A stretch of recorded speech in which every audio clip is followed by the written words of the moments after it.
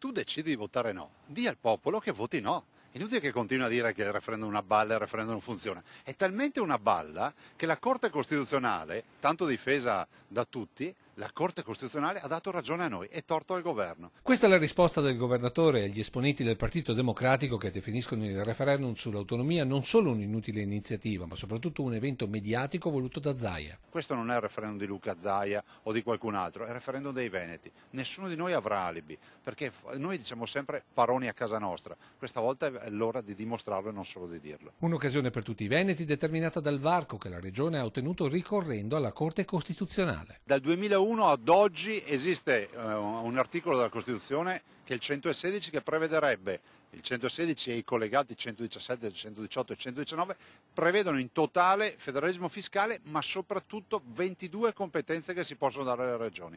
Allora sono 16 anni che esiste questo articolo in Costituzione, bene questo articolo non è mai stato applicato per nessuna regione italiana, quindi il varco c'è, è legale in Costituzione. Prendiamo atto che il governo Renzi ci ha impugnato il referendum perché non lo voleva far fare ai Veneti, la Corte Costituzionale ha dato ragione a noi, non contenti sono tornati il 4 dicembre presentando un referendum loro da Roma per togliere tutte le competenze delle regioni, il risultato è che noi andremo a votare, il giorno dopo inizierà una trattativa e la forza verrà dal numero di cittadini di Veneti che andranno a votare.